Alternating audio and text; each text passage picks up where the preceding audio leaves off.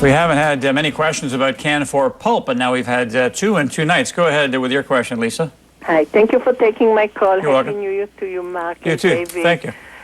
Last night, the guest recommended Canfor Pulp, Mr. Burrows, and I would only purchase it with your recommendation. So I'd like to know what you think about his prognosis for this year. What about how safe is the dividend? And also, if I'm to purchase it, when would I put a stop loss? And I wish I could be your client, so I'll hang up and listen. Thank you. Thank you, Lisa. Okay. So, Lisa, clearly Canfor Pulp's fortunes are dependent on the price of pulp. And recently, the price of pulp has been a little bit weak. Some of the Chinese pricing in the pulp market has been backing off. It's down about $100 over the last little while. And certainly, the stock had a tough year in the back half of last year. Concerns around pulp pricing, had a little bounce coming into year end and the beginning of the year. My concern is, in general, and we may talk about this a fair bit today, I'm not sure that the commodities are going to be the place to target this year. So if you do have concerns like we do around economic activity and the marginal dollar of demand, then I think that this is one of those companies maybe you want to stay away from for now. I'm not saying you couldn't be right by buying it here and seeing things turn later in the year. It's just not our strategy. We tend to like to see positive catalysts taking place that are more visible before we enter. So this is not one that I'd buy. Frankly, I'd like to see it trade through the 200-day moving average before I would be interested. It's around $15, so well higher than where it is here.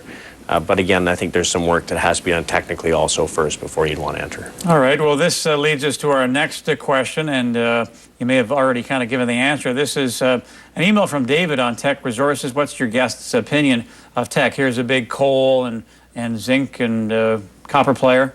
Yeah. So, we take a lot of cues from market. Obviously, Tech is a wonderful company, gives you great access to a number of different resources and really well managed, great operators. That's the good news. When we look at what's going on out there, we look at the fact that the Canadian dollar and Australian dollar have been relatively weak against US dollar. We look at the fact that the Australian market and the Canadian stock market are lagging. It was pointed out to me by a technician who I talk to frequently yesterday, said in his 40 years, he has never seen a new cycle begin without the TSX coming along for the ride. And at this point, the rally in the S&P has widely eclipsed what's happened in the TSX. So we really do need to see the TSE start to come along with it. And in the TSX, there's a number of groups, included the metals, that really have yet to kind of give a good turn. So it's not to say that it can't happen, but I think that you're fighting the tape right now. I think you take on some risk, and we prefer to add focus in other areas. All right, David, here's Jerry on the line in Vancouver. Go ahead, sir. Mark and David, I'd like your views on Bank of America, please, and at the share price right now in the next couple of years. Thanks. So, Jerry, we've talked a fair bit about banks over the last couple of years, and our view that they're likely to go through quite a long period of time where they are sold and distributed out of investor portfolios in favor of other types of assets, and that the earnings multiple that the market's willing to pay may come down over time because the return on equity is challenged. Growth rates are challenged, and some of the fee revenue growth that they've seen in the past is challenged. I think the big, while it had a great day today and the banks all had a little bounce, our concern is that there's only so much capital in the market. And when you have a group of banks like the European banks who are all going to have to raise equity, and yesterday the largest Italian bank comes to market with a rights deal to offer stock 40% discounted to the market. It tells you where they felt they had to go to get the deal done. Our concern is that there could be investor appetite squeezed out of North American banks in favor of funding some of these European banks, and there's only so much capital to go around. So based on the fact that we think you could keep seeing multiple revisions lower, based on the fact that there's, in the short run, going to be lots of competition for dollars going into financials, I think that I would look at other groups for now.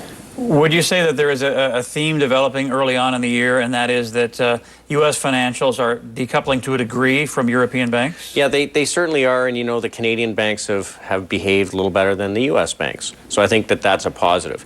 I think the key theme to take away from that is that if there's a real silver lining here, it's that the U.S. market, for the first time in quite some time, is being seen as a favored spot to invest. And you've got a U.S. dollar that's appreciating, and you've got a bunch of more stable businesses. So I think that that's a positive. And I think people shouldn't be afraid to look at big U.S. global corporations, and they have been for the last number of years. So I think that's a positive. But again, in general, financials, I think, will not likely be the best performing group on the year. Okay, David, a short break here. We'll come right back. More calls and emails for you on North American Large Caps.